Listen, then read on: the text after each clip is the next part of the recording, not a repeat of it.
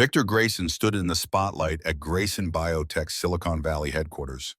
200 guests packed around him, investors, reporters, even a couple of Hollywood types snapping selfies. The room buzzed with chatter and champagne clinks. He gripped the mic, smirking. "This new drug," he said, voice booming, "is the future of medicine. Full stop." The crowd clapped hard, cameras flashing. Then it hit whoomp, whoomp, whoomp. A Black Hawk helicopter roared overhead, drowning him out. It dropped fast, landing smack in the parking lot, tires screeching on asphalt. The door slid open. Eliza Hart stepped out. Victor's ex-wife, the one he'd kicked to the curb 6 years ago. She held a red USB drive, 2 GB of something big, her face like steel. Behind her, two kids, a boy and a girl, maybe six, climbed down, their eyes carbon copies of Victor's. The crowd went dead quiet. Eliza marched forward, boots clicking, and locked eyes with him. "Congrats on the party, Victor," she said, voice cutting like a blade. "Your drug's fake, and I've got proof." Victor's face drained white. The mic slipped in his hand. "What the hell was on that USB?" Victor's jaw tightened as Eliza's words hung in the air. "Your drug's fake, and I've got proof."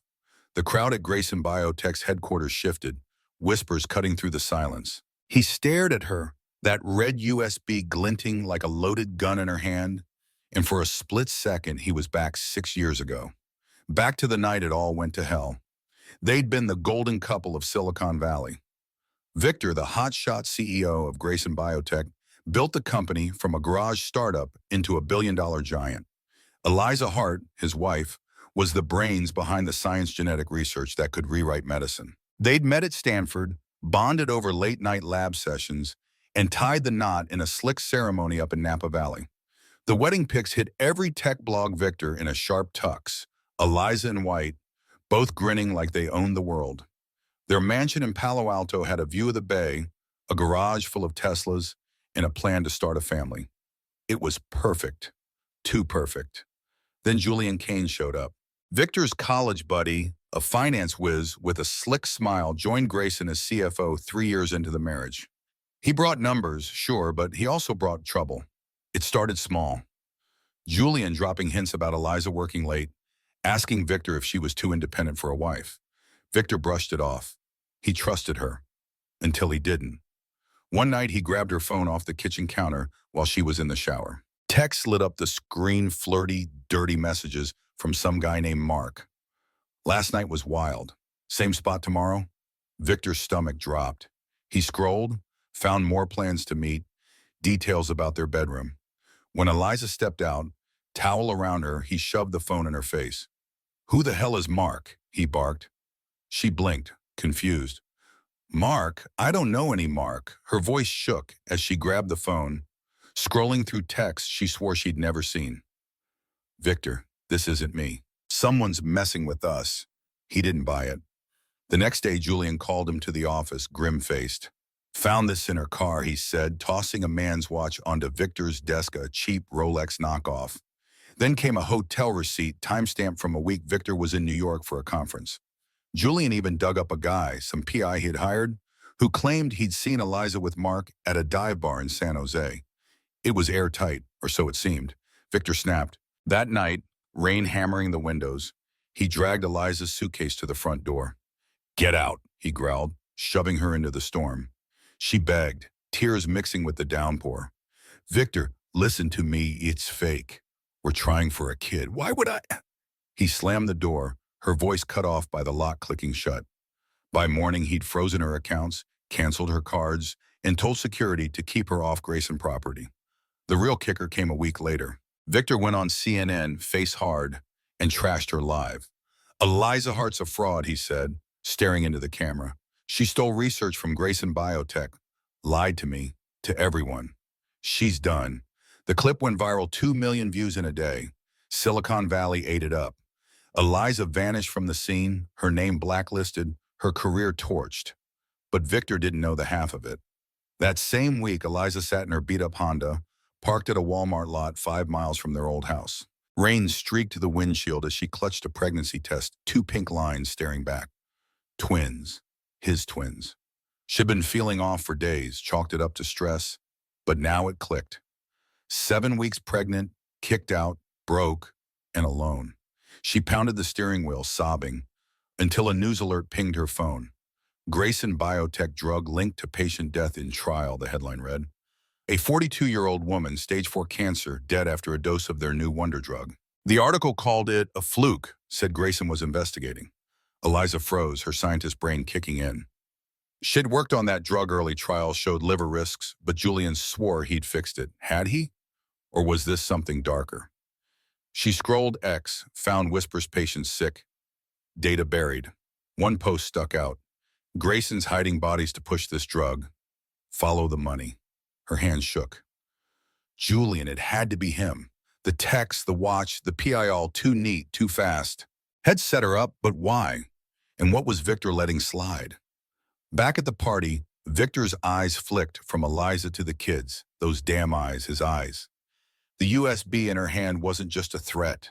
It was a bomb. 6 years ago, he'd burned her life to the ground. Now she was back, and that little red drive held something worse than revenge. It held the truth. The crowd leaned in, phones out, waiting for her next move. Victor swallowed hard. Whatever she had, it was about to blow his world apart again. Eliza's voice cut through the stunned silence at Grayson Biotech's headquarters. Your drug's fake, and I've got proof. Victor's eyes locked on the red USB in her hand, that tiny 2 GB drive glowing like a live grenade. The crowd, 200 guests, phones out, leaned in, waiting for the explosion. For a split second, Victor's mind flashed back to 6 years ago, picturing her in that Walmart lot, rain-soaked and broken, clutching a pregnancy test.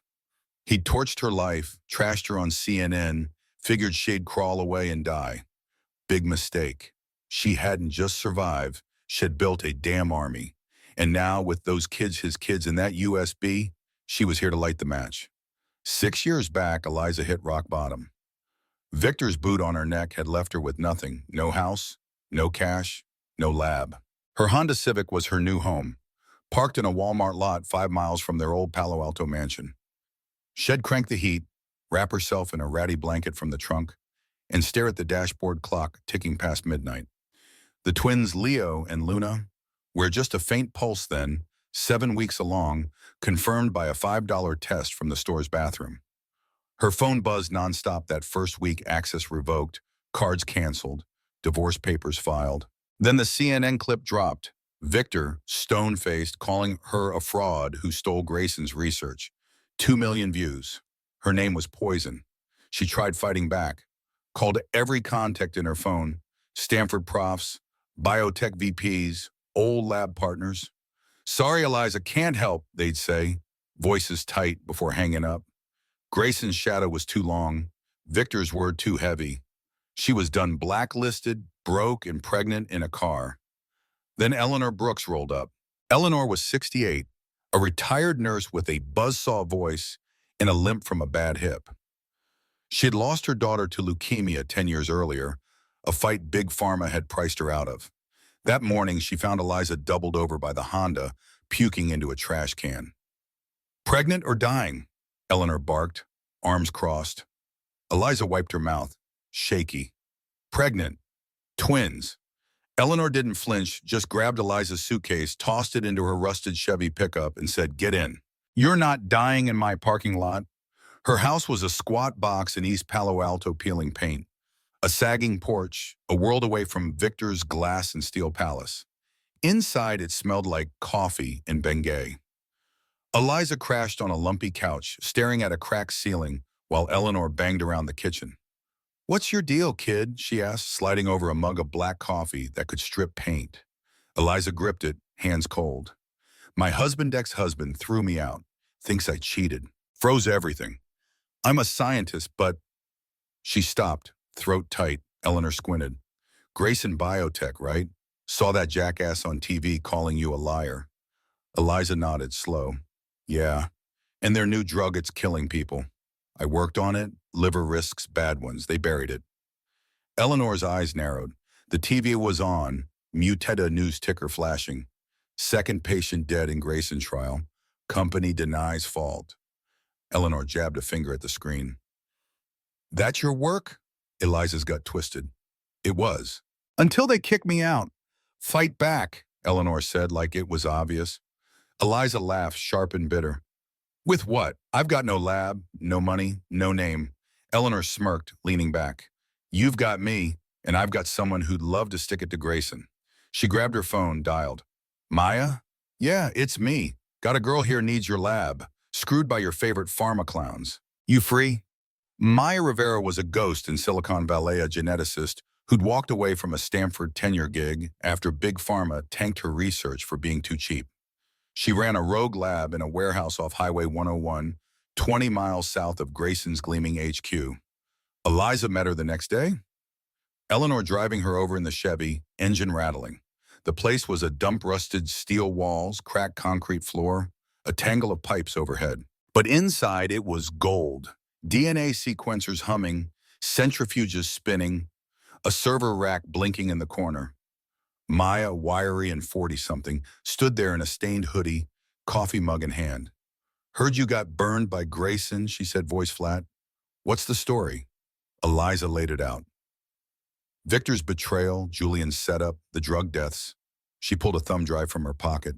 Old Grayson data shed snagged before the lockout. This is what I had. Early trials. It's bad. Maya took it, plugged it into a laptop.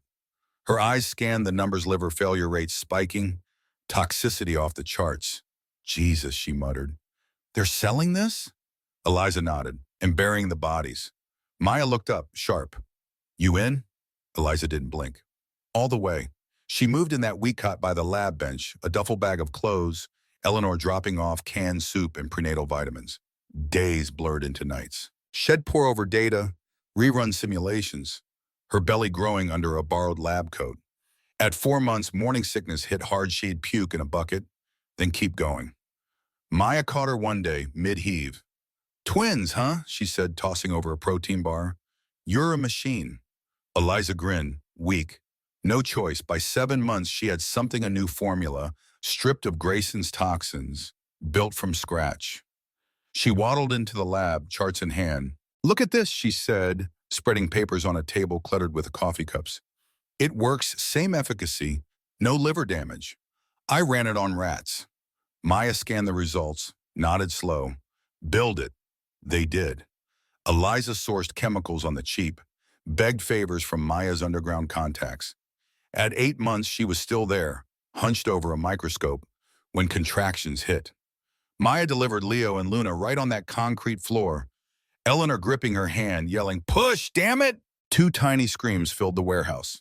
Shed made it, but surviving wasn't enough. She needed to hit back. David Rivera rolled in a month later, Maya's son, a pediatric surgeon with a hacker's edge.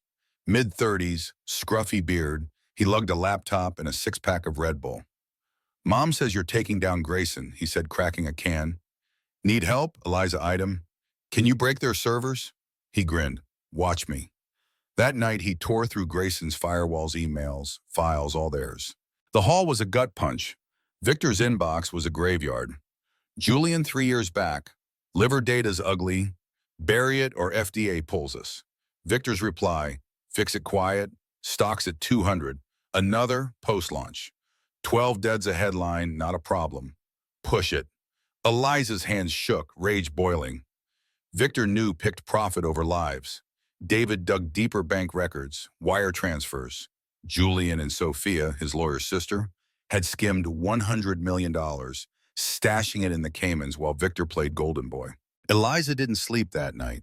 She sat by the cot, Leo and Luna dozing in a second-hand crib, and made a plan. No more running. She pawned her wedding ring, 10K cash-filed papers for Horizon Labs under her maiden name, Hart. Maya chipped in equipment. David built a website. They rented a closet-sized office in Oakland, hired 2 broke grad students, and ran the warehouse lab 24/7. Her drug-clean, cheap-hit trials in a year. Small clinics bit first, San Francisco General, then Mercy Hospital. By year 3, Horizon was a name $5 million in sales, Grayson's market shrinking. No one tied Eliza Hart to Victor's fraud ex-wife. She kept her head down, her fury up. The twins grew in the chaos.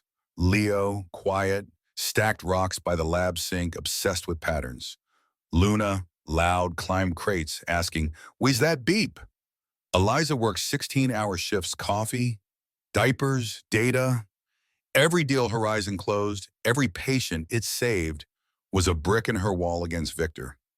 But she wasn't done. She wanted him to see either the kids, the truth. 2 weeks before Grayson's big party, David slid her the USB. "It's all here," he said, voice low. "Emails, death stats, money trails. You're locked and loaded." She turned it over, 2 GB of payback. "Good," she said. "Book the chopper." Eleanor raised an eyebrow from the couch, knitting a lopsided scarf. "You sure, kid?" Eliza's jaw set. "They don't get to forget me." Back at the party, Victor's gaze flicked from the USB to Leo and Lunatho's eyes. His eyes staring back calm and steady. 6 years had thought she was a ghost. Some broken thing had crushed. Wrong. She'd raised his kids in a warehouse, built Horizon from nothing, and cracked his empire wide open. Eliza stepped closer, voice a razor. "You burned me, Victor. Now I burn you back." The crowd tensed, phones rolling. The war was on, and she was winning. Eliza's voice cut through the electric hush at Grayson Biotech's headquarters. "You burned me, Victor. Now I burn you back." The ballroom 200 guests, crammed under sleek LED chandeliers, went dead still, a mix of Silicon Valley power players, hungry reporters, and B-list celebs clutching cocktails. Investors in tailored suits, venture capitalists with slicked back hair, journalists with mics poised, they all froze, phones up, live streams rolling. Victor stood on the stage, mic slipping in his sweaty grip, staring at the red USB in Eliza's hand. That 2 GB drive wasn't just a threat, it was a warhead. 6 years ago, he'd torched her life, smeared her on CNN, left her broke in a Walmart lot. Now she was back, Leo and Luna at her side, his kids, his eyes staring through them, and she was here to gut him. The room crackled. She'd built this moment from nothing, and it was about to blow sky high. Eliza didn't hesitate. She'd mapped it out, rented the Black Hawk with David's hospital cash, synced it to Grayson's hyped-up drug launch party. 2 weeks back, she'd watched Victor's smug keynote prep leak on X, a clip David had ripped from a private server. "This drug's our golden goose, FDA's locked. Stocks at 250. We're untouchable." Untouchable? She'd make him eat that word. She strode forward, boots smacking the hardwood, and grabbed the presentation laptop from a tech's trembling hands. Victor's own machine wired to the 20-foot screen behind him. "What the hell are you doing?" Victor barked, lunging for it, his tie flapping loose. Too late. She slammed the USB in, hit enter, and stepped back. The screen blazed black text on white, brutal, and unblinking. Grayson Biotech trial deaths, 12 confirmed. Cause, acute liver failure. Data concealed. Name scrolled. A grim roll call, Sarah Miller, 42. Dead March 17, 2019. Sacramento. James Tran, 29. June 3, 2020, Oakland. 10 more followed, ages 19 to 67, dates spanning 2 years. The crowd sucked in a collective breath, a sound like a punch landing. Phone's Zoomed X lit up, had Grayson's scandal spiking to 50K posts in seconds. Eliza's voice rang out, clear and hard. "This is your future of medicine, Victor. 12 people dead because you hid the truth." Victor's face went crimson, veins bulging. "That's fake," he roared, slamming the mic stand so hard it wobbled. "She's laying some desperate ex-wife with a vendetta." He spun to the crowd, arms flailing, spit flying. "You know me. This is a setup. She's a fraud." But the screen didn't care. Emails flashed up, his emails, raw from Grayson's servers, timestamps glowing. To Julian Kane, 3:15:19, 9:42 p.m. "Liver data's a mess, bury it. Stocks at 200 can't take the hit." Then post-launch. To JK, 6:10:20, 11:03 a.m. 12 dead's a PR problem, not a crisis. Push it, FDA's clueless. The room detonated, shouts, gasps, a champagne flute shattering against the stage railing. Investors bolted, barking into phones, "Sell it all, dump it now." Victor grabbed a tech by the shirt, shaking him. "Turn it off, kill it." The kid fumbled, sweating, but the system was locked. David had slipped in with the chopper crew, patched in a back door. No way out. Julian Kane shoved through the chaos, Grayson's CFO in a pinstripe suit, face purple with fury. "She's full of it," he bellowed, snatching the mic from Victor's hand. "This is a scam, some broke nobody out for cash." He jabbed a finger at Eliza, voice cracking. "She's got nothing security. Get her ass out." Three guards in black polos pushed forward, hands on radios, eyes flicking between Julian and Victor. Eliza didn't move, just raised a hand, calm as a blade. "I wouldn't, Julian. FBI's already rolling up 5 minutes out unless I speed dial them now." Julian's jaw locked, sweat beading on his forehead. He glanced at the exits, then back at her. She wasn't bluffing, he could smell it. The double doors crashed open, 6 FBI agents stormed in, boots pounding the hardwood, badges flashing under the bright lights. Julian Kane, Sophia Kane, hands up. The lead agent, a stocky guy with a buzz cut and a voice like gravel, pointed straight at them. "Fraud, embezzlement, manslaughter." Cuffs snapped on Julian's wrists, metal biting as he thrashed. "This is insane. Get off me!" Sophia Victor's fiancé, Grayson's legal bulldog in a $5,000 dress, screamed as an agent pinned her arms, her heels skidding. "You've got no proof. I'll sue you all." The agent yanked her back, reading rights over her shrieks. $100 million wired to the Caymans. 12 deaths tied to your drug. Tell it to the judge. They dragged the pair out, Julian spitting curses, kicking at a chair, Sophia clawing at the air, mascara streaking. The crowd parted, phones catching every frame clips, hitting X at 20K views a minute, trending global. Victor stumbled, mic clattering to the floor, his knees buckling. The screen looped his emails, the death list, a Bloomberg ticker flashing Grayson's stock. 250 to 180, then 160, then 140, crashing live. Reporters swarmed the stage, mics thrusting like spears. "Mr. Grayson, did you know? Did you sign off on this?" He couldn't speak, throat dry, eyes glued to the names Sarah, James, the rest scrolling like a nightmare he couldn't wake from. Eliza stepped closer, voice low, cutting. "You knew, Victor. Every death, every lie, you picked the payout over their lives." The twist hit like a sledgehammer. He wasn't just Julian's dupe, some clueless CEO caught in a web. He'd known. David's hacked 6 months of cracking Grayson's servers laid it bare. Timestamps, IP logs, Victor's own keystrokes. That March 2019 email? He'd fired it off from his Tahoe condo, mid-ski trip, 10 minutes after Julian's warning bury it. When deaths hit double digits, he'd emailed from a private jet to Tokyo. 12's a headline, not a deal breaker. Keep it rolling. He'd seen the autopsy report's liver shredded, families grieving, and signed off anyway. Profit over blood. The crowd turned savage, boos thundering, a woman in a red dress screaming, "Murderer!" A beer bottle sailed from the back, smashing near Victor's feet, glass spraying. Another guy, some VC in a blazer, yelled, "You're done, Grayson." Eliza clicked, again. Horizon Labs logo blasted across the screen, sharp and clean. "This is the fix," she said, pointing to a charter drug, greenlit by the FDA 8 days ago. "Same results, no graves. You could have had it, Victor, but you chose this. Data rolled clean trials, patients walking out of chemo wards, not body bags.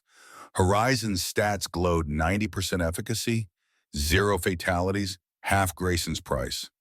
The room shifted, a ripple of shock turning to awe. Shed built a better weapon and brought it to his front door, loaded and live. Victor dropped to his knees, hands clawing his hair, staring at Leo and Luna. His kids stood there, steady, unbothered by the chaos. Leo rolled a smooth pebble in his palm, picked up from the lot outside, his quiet focus cutting deeper than any shout. Luna tilted her head, voice piping up, loud enough for the mics to snag. "Mom, why's he yelling so much? Is he mad at us?" Eliza crouched, brushing Luna's bangs back, her hand steady. "No, sweetie. He's scared people yell when they're out of moves." Victor's head snapped up, eyes wet, voice breaking. "Eliza, I didn't want this." "Save it," she snapped, rising fast. You wanted it all, every word in those emails, every lie on CNN, every dollar you made while they died. She turned to the crowd, voice booming over the din. I didn't come to break him. I came to fix what he broke, for the patients he killed, for the truth he buried, for my kids who grew up without a father because he wouldn't even check. The room split half, roaring approval, raw and ragged, half scrambling, suits tripping over chairs to flee the fallout. David stepped up, laptop under his arm, a faint smirk tugging his lips. Feds have the full dump, he said, nodding to Eliza. Servers, bank logs, emails. Grayson HQ's getting gutted right now. Sirens screamed outside, red and blue lights strobing through the glass walls, FBI vans rolling in, radios crackling, a news chopper buzzing overhead. Inside, Victor's board charged the stage, faces gray with panic. You're out, Grayson! A balding exec shouted, tie flapping. Stocks at 130 CEOs done. Another, a woman in a power suit, slammed a tablet down. Emergency votes called effective now. Victor didn't fight, just slumped, glass crunching under his knees, head in hands as the board stormed off to huddle. Eliza clicked one last time. The screen flipped Horizon Labs press release. Live and bold. Horizon unveils safe alternative to Grayson's failed drug. Available today. A new chart flashed, hospitals jumping ship. Mercy Network locking a $10 million deal, San Francisco General next. The room buzzed, a desperate energy slicing through the wreckage. Reporters scribbling, investors whispering, a few clapping like they'd just seen a magic trick. She'd turned his launch into her coronation, his empire into her platform. This isn't revenge, she said, voice ringing clear. This is what happens when you bury the truth. It claws its way out and takes everything with it. Victor looked up, voice a rasp, barely audible. Eliza, the kids. What happens now? She took Leo and Luna's hands, their small fingers curling into hers. Leo's rock still in his grip, Luna tugging her sleeve with a wand. You don't get to ask, she said ice cold. 6 years, Victor. I called your office at 7 weeks left voicemails, sent a letter through a lawyer, begged them to tell you I was pregnant. You told security I was a liar, ordered them to shred it. She's dead to me, you said. They're mine. You're a ghost to them. Shed tried 3 calls, a notarized letter with ultrasound pics. His head of security had laughed, per Victor's directive. No contact, burn it. He'd never followed up, never cared. Now Leo glanced at him, curious but blank. Luna waved once, casual, like he was some guy on the street. The crowd thinned fast, investors bailing, reporters chasing FBI vans for sound bites. A Bloomberg anchor on a corner TV stammered, Grayson Biotech stock at 110 worst crash in a decade. The board huddled in a corner, shouting into phone lawyers. PR, damage control. Guests streamed out, some muttering, she nailed him, others snapping last pics of Victor on his knees. Eliza turned to the chopper, David at her side, keys jangling. Let's roll, he said, voice low. She nodded, guiding Leo and Luna through the chaos, people parting, a few clapping, most staring in stunned silence. Victor stayed down, alone on the stage, king of a smoldering ruin. The screen looped 12 names. His emails, her triumph, his legacy reduced to rubble in 25 minutes flat. Eliza didn't look back. The war wasn't done, but this battle, she'd carved her name in the ashes. Victor stayed slumped on the stage as Eliza walked away, Leo and Luna's hands in hers, the Blackhawks blades roaring outside Grayson Biotech's wrecked ballroom. The crowd, 200 guests, scattered fast, investors yelling sell orders, reporters chasing FBI vans, the board shouting at lawyers over sirens. The screen looped 12 names, his emails. Horizon's triumphant neon grave for his empire. Stock ticker flashed, 110 and tanking. 6 years ago, he'd burned Eliza out, kicked her to the curb, trashed her on CNN, left her broke. Now she'd hit back, and the rubble smoked. But she wasn't done, not until he couldn't hurt anyone again. Eliza didn't look back, buckling the twins into the chopper Leo with his pebble, Luna yawning. Home, Mom? Luna mumbled. Yes, sweetie, Eliza said, strapping in. David took the pilot seat. Feds are gutting Grayson HQ. You good? She nodded. Better than good. The chopper lifted off, Grayson's glass tomb shrinking below, swarmed by vans and lights. By dawn, Grayson was dead. Stock halted at 85, trading frozen. FBI raided HQ, hauling out servers and Julian's desk. Headlines screamed, Grayson Biotech collapses 12. Dead 100 summer. Gonix posts hit 15 million. Julian and Sophia sat in cells facing 20 years. Victor hid in his mansion, blinds shut, power off alone, no empire, no fiancé. Horizon struck fast. Mercy Network signed $10 million for Eliza's drug. San Francisco General added $5 million. By noon, Horizon's Oakland office buzzed orders at $30 million in a day. Eliza stood amid it, twins playing nearby. David slid her a tablet. Grayson's at 20 cents. Horizon's king. She didn't smile. It's not about winning, it's about fixing. Victor showed up a week later at Horizon's office unshaven, suit creased, eyes hollow. Security buzzed Eliza. She let him in. He shuffled into her office, staring at Leo stacking rocks, Luna doodling a rocket.